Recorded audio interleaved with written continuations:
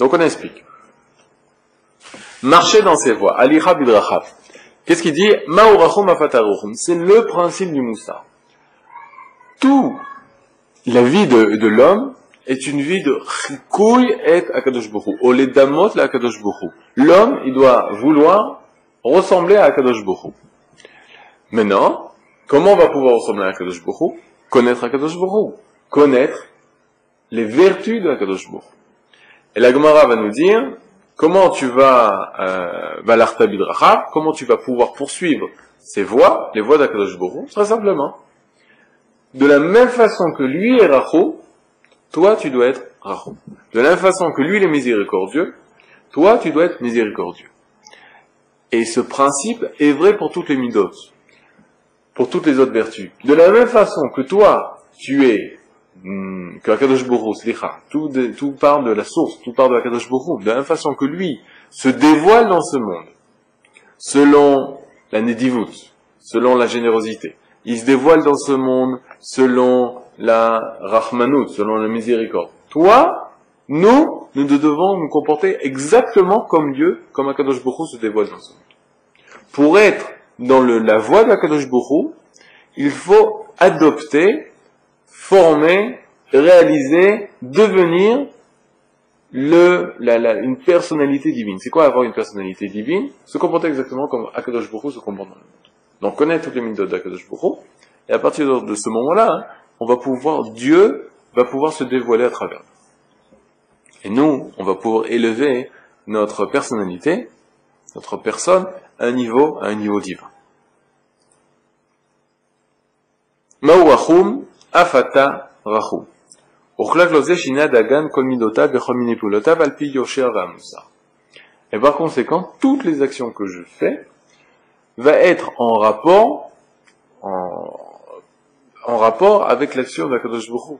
Si mon action, c'est uniquement moi qui l'a fait, et c'est pas suivre ou poursuivre l'action d'Akadosh Borou, alors cette action, elle va pas être appelée une action divine.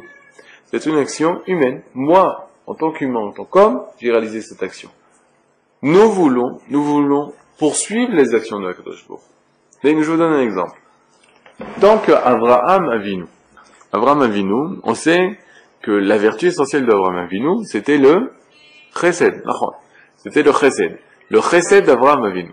Ce chesed, il n'existait pas tant qu'Avraham Avinu n'était pas là. Est-ce que le chesed de Dieu, de Akadosh Borou, s'était dévoilé avant Avraham Avinu? Non, il s'était pas dévoilé. Est-ce qu'Akadosh Borou pouvait se dévoiler en tant que chesed? Bétar qu'il pouvait se dévoiler en tant que chesed. Mais tant qu'Avraham Avinu n'avait pas dévoilé, ne s'était pas comporté en tant que Ish Chesed, en tant qu'un homme qui fait la bonté, qui fait le bien, alors la bonté d'Akadosh Borou, elle restait cachée, elle restait en dehors de ce monde. Et c'est pour ça que les Chachamim ont nous enseigné que les Avot, qu'Avraham, Yitzhak et Yaakov, tous les Avot étaient Merkava. C'est quoi Merkava? C'est un char de la divinité. Pourquoi un char? De la même façon que le char il roule, il permet à ce que le roi soit sur ce char.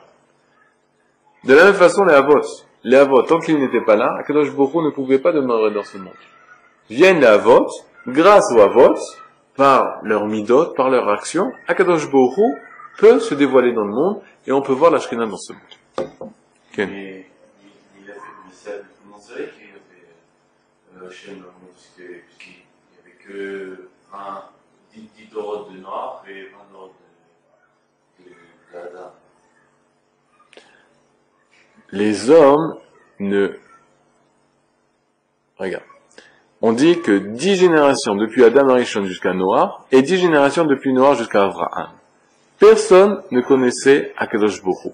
Pour la simple et bonne raison que personne n'en avait parlé. Qui a parlé au monde que Akadosh Borou existait? Noah. Je vais donner juste un exemple qu'on cite parce que ça va très vite. On parle de Adam Arishon, avec qui Akadosh Borou a parlé. On sort du Gan Eden. Après, c'est le silence total d'Akadosh Borou. Akadosh Borou, à qui il va parler? C'est fou si on relit la Torah. Avec qui il va parler? 10 générations plus tard, après Adam Arishon, il commence à parler à Noah. Et Noah, qu'est-ce qu'il fait de la parole qu'Akadosh Borou lui a s'est adressé, la parole avec laquelle Akadosh Baruch Hu s'est adressé, est-ce qu'il la diffuse? Non, il la garde pour lui-même. Personne ne la connaît, cette parole. Même Avraham Avinu, qu'est-ce qu'il va faire de cette parole? Avraham Avinu, par contre, lui, justement, il va chercher à savoir, il va chercher à savoir quelle était la source de la création. Est-ce qu'il y a un créateur? Est-ce qu'il y a un Boré Olam? Ça veut dire tout simplement que quoi? Ça veut dire tout simplement que personne ne connaissait justement la présence de Akadosh Baruch Hu. Personne ne s'imaginait qu'Akadosh Baruch Hu existait. Il y avait un créateur.